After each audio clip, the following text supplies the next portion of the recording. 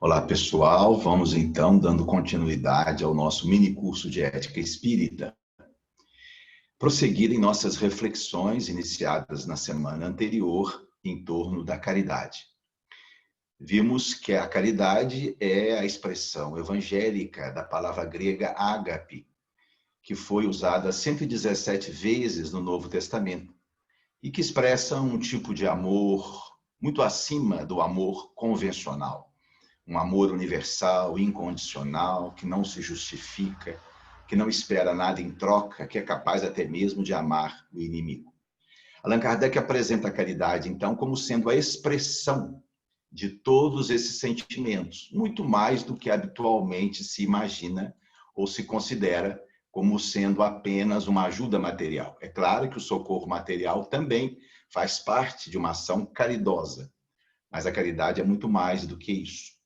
Vamos hoje examinar algumas virtudes que decorrem da caridade, ou seja, que compõem o perfil da caridade.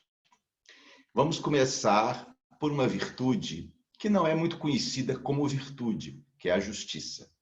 A palavra justiça se aplica a várias situações da vida, a questões jurídicas, políticas, religiosas, sociais, mas a justiça é também uma virtude humana derivada da caridade. E Allan Kardec definiu a virtude justiça com muita propriedade nesses dois itens do Livro dos Espíritos. Olhem só. A justiça consiste no respeito aos direitos de cada um. E dois itens depois, no 877, Kardec volta a carga e vai dizer: justo é aquele que respeita o direito dos outros. A justiça, então, é a virtude do respeito ao direito. A quais direitos Allan Kardec está se referindo? Aos direitos naturais, e não necessariamente aqueles impostos pela convenção humana. Os direitos naturais que se expressam primordialmente no direito à vida. Mas não há uma vida pura e simples. Há uma vida em abundância, como queria Jesus. Uma vida rica, digna, com possibilidades de expressão, de realização e de busca do bem-estar. Uma vida onde estão inseridas a liberdade, a possibilidade de expressão, de ser o que se é, onde há acesso à educação, à saúde, ao trabalho, à convivência saudável, ao lazer. Vida num conceito muito amplo. E a justiça, então, é o respeito a todas essas condições que se identificam com aquilo que Jesus chamou de abundância, vida em abundância. Nota, então, que a justiça é uma virtude de muito grande alcance. Tudo aquilo que nós fazemos que prejudica o outro, no sentido de interferir no seu bem-estar, é uma infração dessa virtude. Se eu coloco em risco a integridade de um indivíduo, a sua vida, os seus bens, a sua propriedade, eu estou sendo injusto. Então, a justiça completa a honestidade. Eu sou injusto quando eu tomo o que não me pertence, quando eu furto, quando eu roubo, quando eu tiro-lhe a vida, quando eu violento a sua dignidade, a sua sensualidade, o seu corpo. Eu estou cometendo injustiça até mesmo em coisas pequenas, quando, por exemplo, atravesso o semáforo vermelho, estaciono o meu veículo onde não posso. Eu estou ocupando um espaço que não é meu e que pertence ao outro de direito. É tão abrangente essa virtude que Chico chegou a dizer certa feita: ser bonzinho é muito fácil. O difícil é ser justo. E Allan Kardec, num momento que me parece de emoção profunda, apresenta para os espíritos uma indagação e que a resposta tange exatamente na questão do respeito ao direito alheio. A pergunta, notem, é a seguinte: será possível que todos venham assim entender? A impressão que eu tenho é que Kardec formulou essa pergunta num momento de emoção profunda. Talvez ele tivesse sido vítima de um ato de injustiça, alguém da sua família, ou em Paris vivia à época algo que feria o sentimento das pessoas nobres, Porque nessa pergunta há uma carga emotiva implícita. Será possível que nós venhamos a nos entender? Ou seja, nós não nos entendemos hoje. Conseguiremos um dia. E na resposta, os espíritos evocam a ideia de justiça. Os homens se entenderão quando praticarem a lei de justiça. Ou seja, quando cada um respeitar o espaço, as necessidades, os direitos do outro. E numa outra questão também de igual importância, Kardec volta ao tema. Olha só a pergunta. A necessidade de viver em sociedade acarreta para o homem obrigações particulares? A resposta, sim. A primeira de todas é a de respeitar os direitos de seus semelhantes. Em seu mundo, os espíritos estão dizendo, em seu mundo em que tantos homens não praticam a lei de justiça, cada um usa de represálias. E é isso que provoca a perturbação e a confusão na sociedade. A vida social dá os direitos e impõe mútuos deveres. Os espíritos vão dizer que toda a problemática social, a perturbação, a confusão, a ausência de paz relacional, deriva de alguém não respeitar o direito do outro e desse que foi ferido partir em represália. E aí nós temos instalada a violência, desentendimento e os desencontros. A partir do momento que todos nós considerarmos que o que é do outro, a pacificação da sociedade vai se instalar como uma consequência. Não haverão mais represálias, porque não serão necessárias, na medida que todos respeitam os direitos de cada um. E Kardec encerra a resposta colocando: a vida impõe deveres, dá direitos, mas impõe deveres. Uma palavrinha que a gente não gosta. A gente gosta muito da outra, direitos. Eu quero os meus direitos. Eu exijo os meus direitos. Deveres é para os outros. Obrigações é para os outros. E quantas vezes nós usamos a palavra direito para justificar nossos erros? Eu me lembro de uma cena de uma novela da Globo, em que dialogavam duas mocinhas, e uma delas estava enamorada do melhor amigo do marido morto.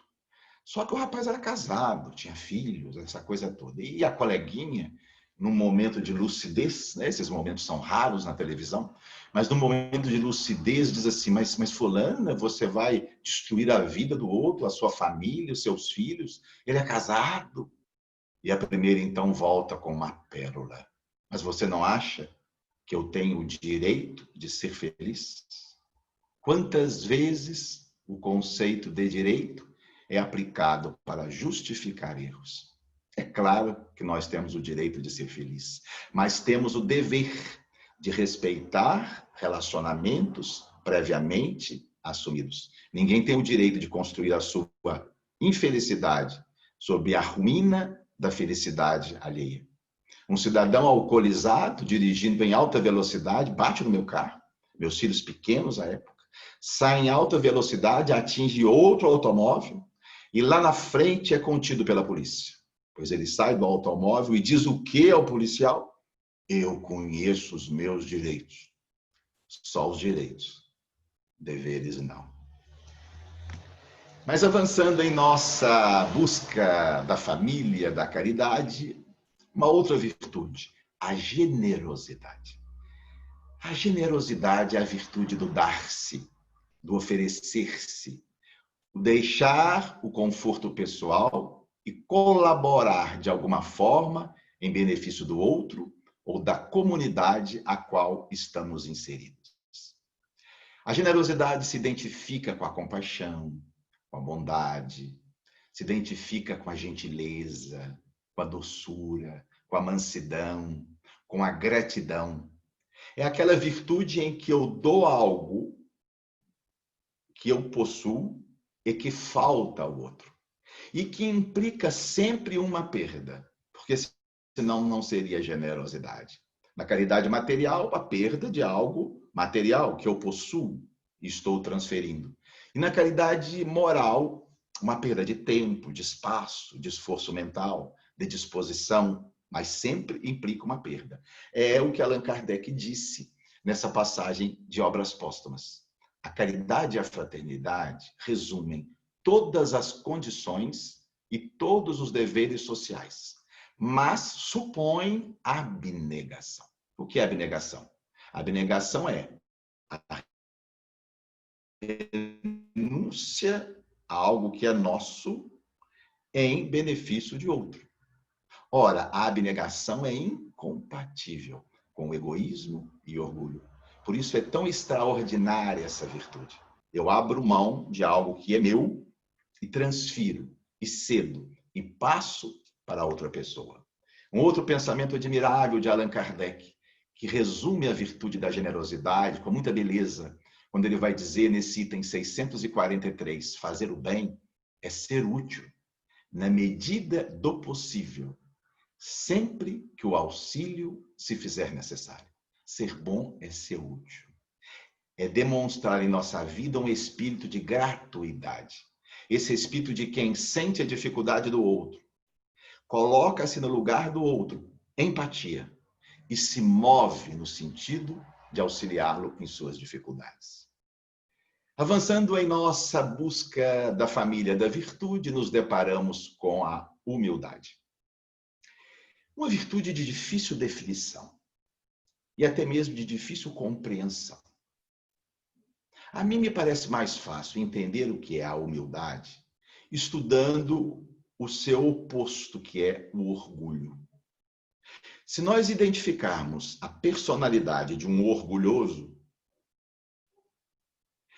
e revertermos tudo aquilo que o orgulhoso é para uma personalidade que não é tudo aquilo, nós temos a humildade. Entender a humildade é entender que ela se antepõe, se contrapõe ao orgulho.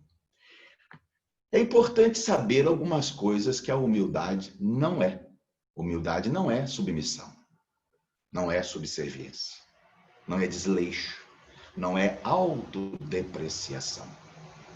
Tudo isso tem muito mais a ver com uma personalidade covarde, frágil, sem autenticidade, medrosa, ou então oportunista. Sim, senhor, não, senhor, não, senhor. Mas, no fundo, está interessado em alguma coisa. Um oportunismo, medo, uma forma de se beneficiar, de avançar em determinada área, mas não tem nada a ver com a verdadeira humildade. Mas se humildade não é nada disso, e eu me lembro aqui de uma passagem de Platão, quando ele conta um encontro de Sócrates com um filósofo da época chamado Antístenes.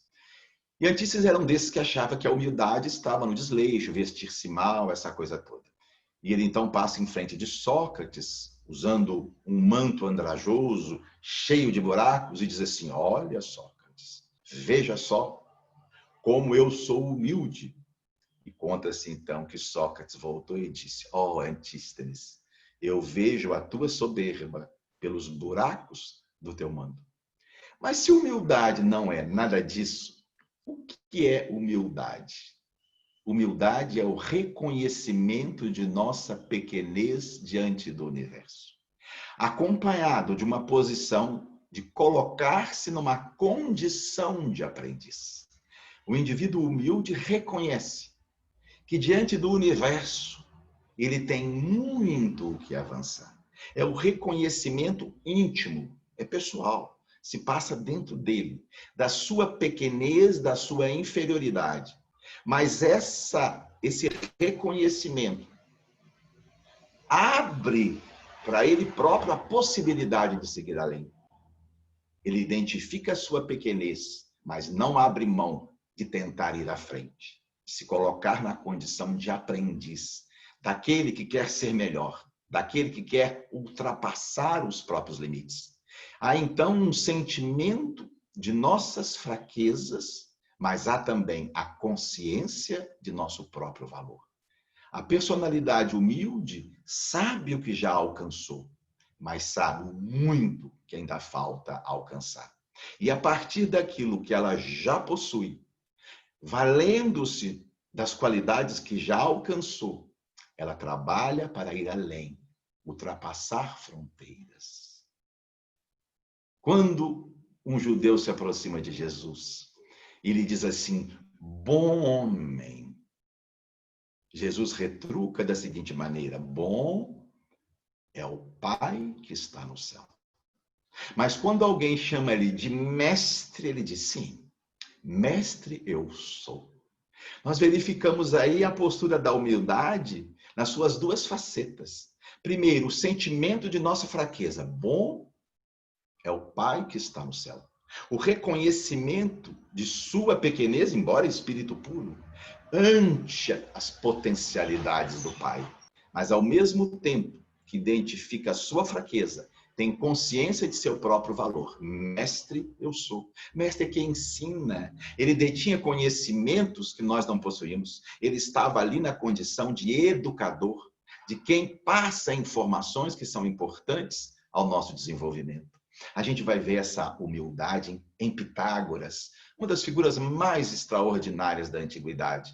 Viveu mais ou menos 5 séculos antes de Jesus e construiu lá uma escola iniciática de grande valor que admitia mulheres e que levava os indivíduos a um processo de autodescobrimento, de autoconhecimento a partir da reencarnação. Pitágoras era reencarnacionista.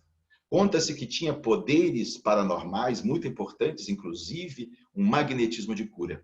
Mas certa feita, um cidadão grego, estagiado com seu conhecimento, com a força de sua personalidade, com seus poderes psíquicos, chega para ele e diz assim: Pitágoras, você é um sábio. Ele volta-se e diz assim: não, não sou um sábio. Conheci sábios, mas eu não sou. Eu sou um filósofo. É a primeira vez em que a palavra filósofo, que se reporta à filosofia, foi usada.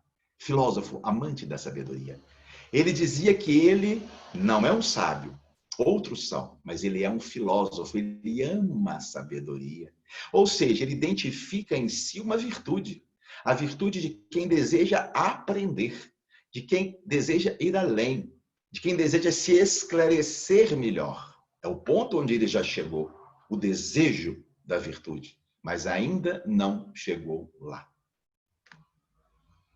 A simplicidade. Que virtude é essa? Na época de Allan Kardec, existiu um pensador, Herbert Spencer. Ele tinha uma ideia de que tudo no universo evolui, tudo parte do simples para o complexo. O que é que Spencer entendia como simples e como complexo? Simples para ele era algo constituído de poucas partes, homogêneo, de poucos elementos, sem uma interação complicada, sofisticada entre os diferentes elementos. Complexo, por sua vez, era algo heterogêneo, constituído de muitas partes, de muitos elementos, que exige interações sofisticadas, múltiplas, complicadas entre os diferentes elementos. Um carrinho de mão seria uma coisa simples. Tem poucos elementos. Não há uma sofisticação na interação desses elementos uns com os outros. Um automóvel é algo complexo. Tem 10.000 partes diferentes que interagem de forma complicada umas com as outras. A virtude como simplicidade seria o quê? Seria um modo de se comportar espontâneo, sem afetação, com hábitos comuns, sem sofisticação, que se basta com pouco, não exigente, que não quer provar, se destacar, mostrar o que não se é. Dom Helder Câmara era uma personalidade humilde. Detinha o maior poder eclesiástico de Pernambuco como arcebispo de Recife. No entanto, seus hábitos e a sua vida eram de tamanha simplicidade que comovia as pessoas.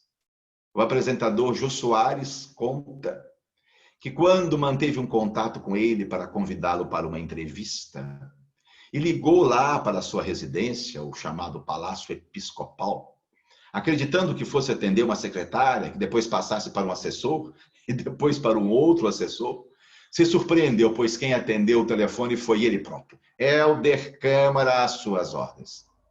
Esse homem que tomava um café da manhã, com bolachas, um chá, que ia almoçar nos botecos do bairro, se sentava, pedia um PF, enquanto comia, conversava com as pessoas que jamais o incomodaram com a sua presença. Não é a minha hora do almoço. Agora é o momento santo. Não, ele tomava as suas refeições ali, no meio das pessoas simples, compartilhando com elas as suas experiências. Isso é simplicidade. E a tolerância? Tolerância é uma virtude, embora às vezes a gente faça alguns questionamentos a respeito dela, porque nós não a compreendemos adequadamente. A tolerância é uma virtude que ela assume aspectos diferentes. Do ponto de vista filosófico, a tolerância tem mais a ver com conviver pacificamente com opiniões e crenças alheias.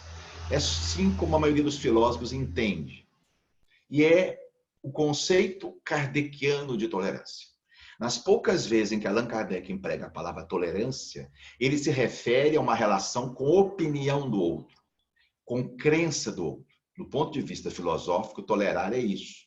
É conviver pacificamente com o outro, aceitando o que ele pensa, convivendo adequadamente com a sua maneira. Eu sou espírita, minha esposa é católica, eu sou praticante, ela é praticante, por exemplo, e nós convivemos adequadamente com isso, nós somos tolerantes uns com os outros. Do ponto de vista das ciências sociais, a tolerância tem mais a ver com a convivência com o diferente. O diferente aqui em todos os sentidos. O diferente étnico, com cor de pele, com condição social, com gênero, com escolaridade. Esse é o conceito de Paulo Freire de tolerância. Tolerar é conviver pacificamente com o diferente. É vê-lo de uma forma igualitária. Não assumir perante ele uma postura de superioridade. Conviver com ele naturalmente. Mas do ponto de vista da literatura espírita, notadamente na obra mediúnica de Chico Xavier e de Edivaldo Franco, a palavra tolerância é empregada mais no sentido evangélico da indulgência, tal qual aparece a palavra indulgência no Evangelho segundo o Espiritismo. Tolerância aqui tem muito mais a ver com desculpar e relevar as faltas dos outros.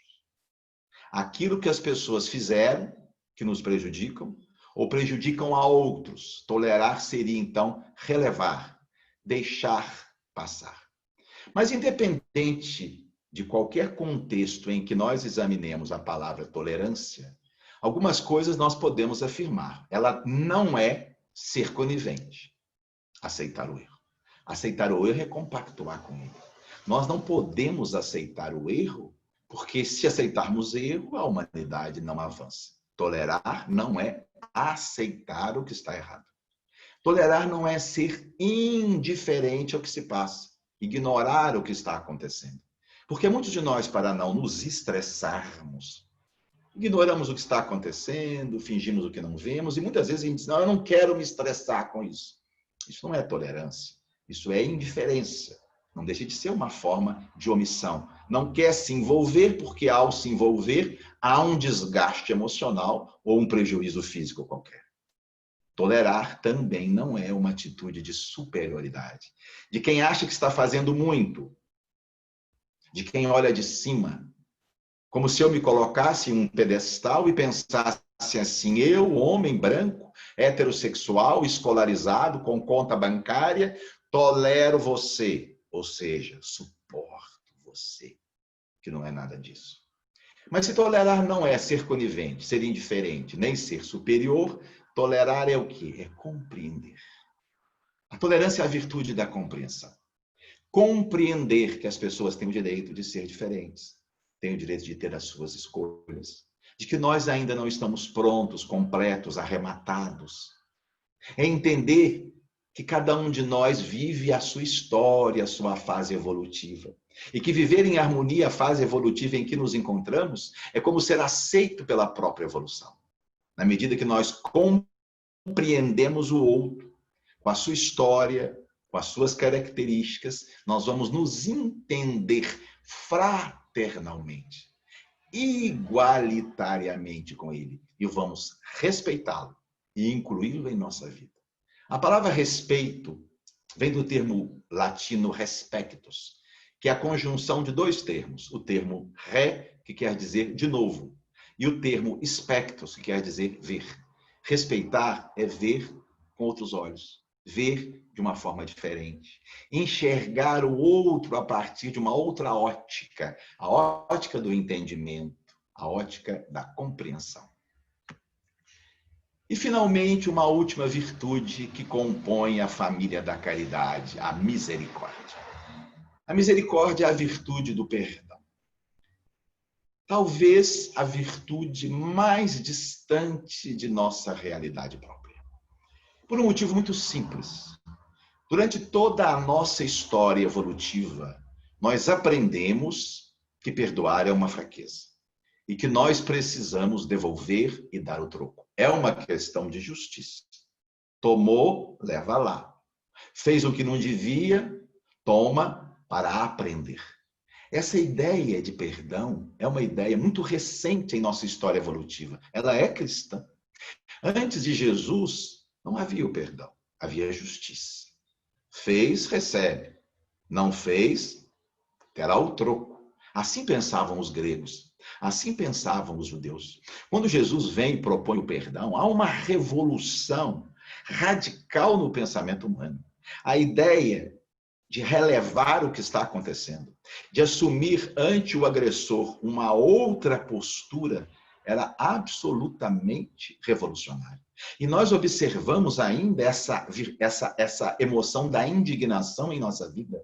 Eu me recordo quando, do julgamento dos Nardoni, pela morte daquela criancinha, pessoas do Brasil inteiro foram até a cidade do julgamento, alguns acamparam, fizeram faixas exigindo a prisão. Mas o que é que uma cidadã que mora em Belém do Pará tem a ver com um casal que cometeu um crime cá no sul do país? Esse sentimento de indignação, essa ideia de uma justiça que precisa se dar a qualquer custo, é muito forte em nós. O trapaceiro tem que ser punido, o ladrão tem que ser preso. Isso é muito forte. O perdão vem na contramão de todos esses sentimentos. Mas o que é perdoar? Perdoar não é apagar a falta. É impossível, minha gente. O que aconteceu, deixar de acontecer. Nem Deus é capaz de fazer isso. O crime cometido está registrado na história. Ninguém pode apagar. Ele não pode deixar de ser o que foi. Mas se perdoar não é apagar a falta, também não é esquecer. É impossível que nós venhamos a esquecer um fato que foi tão marcante em nossa vida. O esquecimento pode até se dar com a velhice, com a deficiência de memória, ou com o tempo, mas não com uma condição proposital. Mesmo porque esquecer o que nós sofremos não é interessante. Primeiro, não é ser justo com as vítimas. Nós vamos esquecer as vítimas do Holocausto, nós vamos esquecer os que os ditadores da América do Sul fizeram, nós vamos esquecer as consequências do stalinismo, do maoísmo, nós não podemos esquecer, para que não suceda novamente. Da mesma forma, nós não podemos esquecer as infrações que nós sofremos. Nós vamos esquecer que determinado comerciante estava nos fraudando em certo produto? Não, porque senão nós seremos fraudados novamente. Nós vamos esquecer que um amigo foi capaz de nos trair em determinada situação? Não, porque senão nós vamos abrir campo para que ele venha nos trair novamente. Perdoar não é esquecer. Não é absolver. Quem absolve é a própria consciência, nem Deus absolve. O nosso perdão não resolve o problema espiritual dele, ele vai ter que se haver com a sua consciência. Portanto, também não é absolver. Mas se perdoar não é apagar a falta, não é esquecer o sucedido, não é absolver o agressor, o que é perdoar? Perdoar é cessar de ter raiva. É dissolver essa emoção que nos faz muito mal, que nos mantém na condição de vítima, que nos liga emocionalmente ao agressor, que faz com que a gente continue preso a ele e sofrendo indefinidamente por algo que aconteceu uma vez. Eu atendo pessoas no consultório, vítimas de depressão, de dores pelo corpo, de profunda insatisfação com a vida, porque foram vítimas de algo muito triste há 20 anos. Há 20 anos essas pessoas estão dando poder ao ofensor, estão mantendo um sentimento que o destrói por dentro. Muitas vezes o ofensor até já se perdoou, já reparou com o outro, já esqueceu aquilo e nós estamos ali, amarrados, trazendo para nós o sofrimento. Perdoar é cessar de ter raiva. É nos livrarmos do sentimento da mágoa. É também renunciar à vingança. Deixar que ele siga a sua vida, que ele complete a sua história. A lei que existe na sua consciência cuidará de educá-lo, não nós. E, finalmente, perdoar é, se possível, dar uma nova chance. Se possível. Se nós acreditarmos que podemos fazer isso. Não obrigatoriamente. Não necessariamente. Está no Evangelho segundo o Espiritismo. Ninguém é obrigado a suportar a contragosto, a truculência, a indiferença e a infidelidade do outro. Nós somos livres para renovar o destino quando nos aprouver. Mas dar uma segunda chance é uma atitude de nobreza. Porque Deus nos dá novas chances todos os dias. O que é a reencarnação, minha gente? Diz Emmanuel que é quase o perdão de Deus. É a possibilidade que a vida nos dá de, passando uma esponja no passado, reconstruirmos a nossa vida em bases mais seguras, mais dignas, mais belas. Dar uma nova chance é algo nobre e digno. E se considerarmos que isso é possível, que bom, vamos dá-la. Encerramos aqui o estudo das virtudes. No nosso próximo encontro estaremos examinando com vocês a educação moral, ou seja, o processo através do qual nós podemos expandir em nós as diferentes virtudes. Até lá!